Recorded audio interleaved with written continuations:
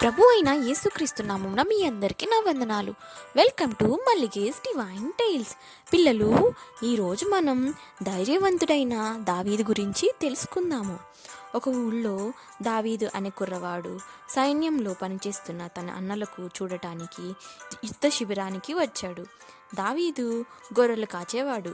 ఇశ్రాయేలు దేశంలో ఆ రోజుల్లో చిన్నవాళ్ళు ఇంట్లో సహాయం చేయడం, గొర్రెలు కాయడం మామూలే. దావీదు గొల్యాతును చూడగలిగాడు. అందరూ అతన్ని ఎలా భయపడుతున్నా కూడా చూశాడు. అయితే దావీదుకు భయం లేదు. దావీదు నేరుగా సౌలు రాజు వద్దకు వెళ్ళి, నేను గొల్యాతును భయపడటం లేదు, అతనితో పోరాడతాను అని చెప్పాడు. అందుకు సౌలు, నువ్వు చిన్నపిల్లవాడివి కదా, ఎంత గొప్ప బలాఢ్యుడితో పోరాడి అతన్ని ఎలా ఓడించగలవు అని అన్నాడు. నా గొర్రెలు దొంగలించటానికి ప్రయత్నించిన సింహాలను, ఎలుగుబంటులను సైతం దేవుడు సహాయంతో నేను చంపాను. గొల్యాతుతో పోరాడటానికి కూడా దేవుడు నాకు సహాయం చేస్తాడు అని దావీదు బదులిచ్చాడు.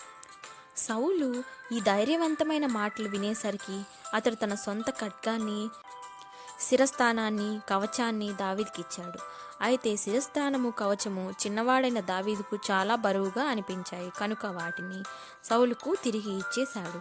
వాటికి బదులు దావీదు 5 నున్నటి రాళ్లను ఏరుకున్నాడు. ఒక రాయిని తన ఒడిసెలో పెట్టుకొని గొల్యాతుతో పోరాటానికి వెళ్ళాడు.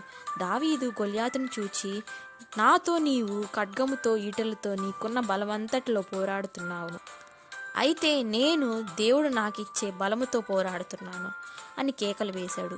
అప్పుడు దావీదు తన చేతిలో ఉన్న ఒడిసెలను గుండ్రంగా తిప్పుతూ గొల్యాతు వైపుకు పరిగెత్తుకుంటూ వెళ్ళాడు.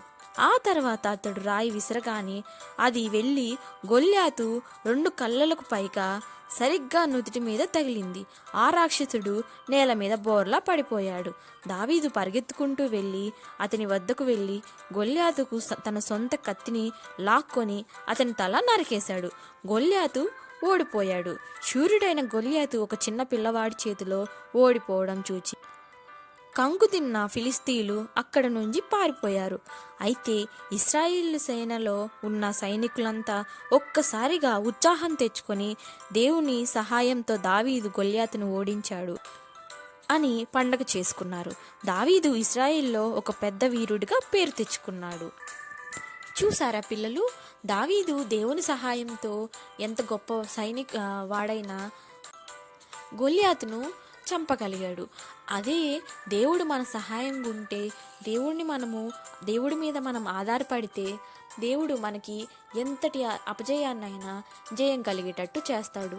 దావీదుకు దేవుడు తోడై ఉన్నాడు కాబట్టి విజయంగా సాధించాడు. అలానే మన జీవితంలో మనకి దేవుడు తోడై ఉంటే మనం కూడా విజయంతో ముందుకు నడుస్తాం. సో మన జీవితాల్లో ప్రథమ స్థానం ఇచ్చి దేవుణ్ణి ఆనుకుందాం.